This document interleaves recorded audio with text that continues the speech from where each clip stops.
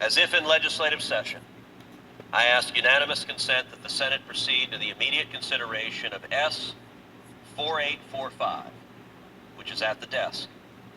Further, that the bill be considered read a third time and passed, and that the motion to reconsider be considered made and laid upon the table. Is there objection? Madam President. Senator from Connecticut. Madam President, I object. Objection is heard. Madam President, what we just saw on this floor was stunning. I am genuinely at a loss for words. This bill is common sense. There is not a constituent in Texas or Nevada or Connecticut who, if you asked, would it be a good thing to have more police officers keeping our kids safe, wouldn't say, of course it would. There's not a constituent of ours who, if you asked, would it be a good thing to have more mental health counselors on campus to stop people from committing crimes, would say, of course it would. I was informed a few days ago that when I was going to seek unanimous consent, the senator from Connecticut was going to object. Now, the senator from Connecticut styles himself the leading advocate of gun control in the U.S. Senate. I was asked by reporters, why are the Democrats objecting to this? And I'll tell you what I told reporters. I have no idea. They haven't said. They haven't told me why they object to it. And so I was genuinely looking forward to seeing the senator from Connecticut's remarks. I was sitting here waiting to see, why do you oppose more police officers to keep our kids safe? Why do you oppose mental health counselors in schools? I've been in the Senate 10 years. The senator from Connecticut and I were elected at the same time. I've engaged in many debates on this floor, including with the senator from Connecticut. The fact that he chose not to say a word about why he objects is stunning. I find myself genuinely flabbergasted. I will say one of the reasons I think the senator from Connecticut feels content not only not to argue, but now to walk off the floor and not even listen to the debate he's ostensibly participating in. One of the reasons he feels free to do so is if you look up to the Senate gallery, I can count them, there are precisely 0 reporters in this gallery. Not a single one of the corporate media will report on this, and I think the senator from Connecticut feels absolutely certain. When he walks out, he will have reporters that will say, tell me how terrible Donald Trump is. And he'll lean in and say, oh, Donald Trump is really terrible. But not a one of the reporters will ask, hey, wait a second, why don't you want police officers keeping our kids safe? None of them will. The Democrats are protected by a dishonest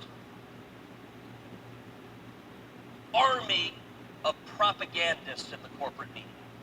CNN will not have a panel sitting around discussing why is it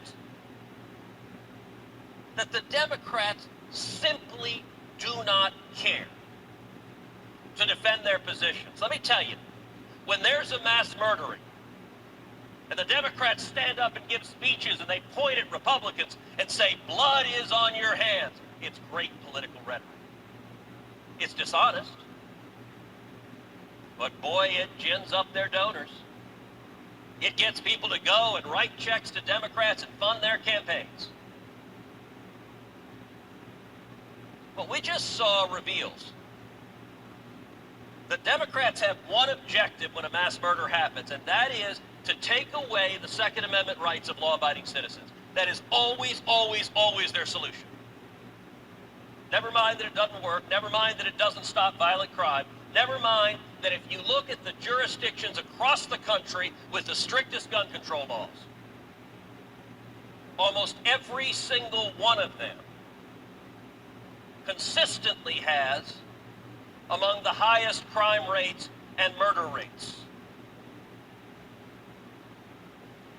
Earlier this year, the senator from Connecticut authored his big gun control package, rammed it through this body.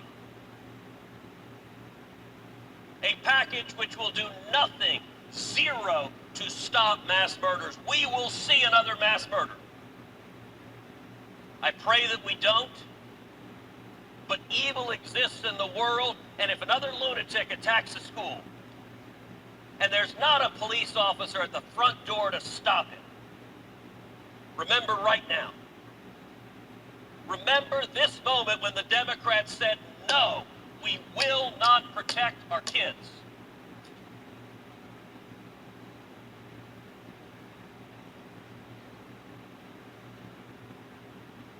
There are lots of arguments the senator from Connecticut could have made. He chose to make none of them.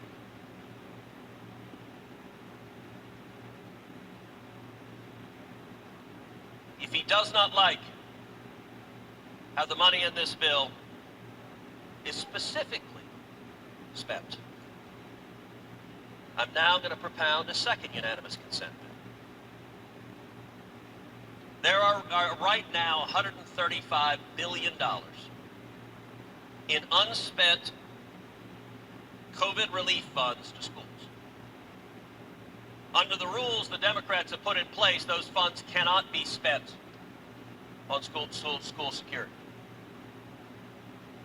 The second bill that I'm going to ask this body to pass is a bill that is very simple. It's one page. It says schools can spend some of that $135 billion on school security. They can decide what to spend it on. But if they decide they want to hire an additional police officer, they can spend the money on that. If they decide they want to enhance the physical security of their campus to make their students safer, they can spend it on that. They can invest in school security. Right now, the Democrats have blocked them from doing this. These are funds Congress has already appropriated that haven't been spent. And this bill is unbelievably simple. It says the schools can choose to invest in school security. Therefore, Madam President, as if in legislative session, I ask unanimous consent that the Committee on Health, Education, Labor, and Pensions be discharged from further consideration of S.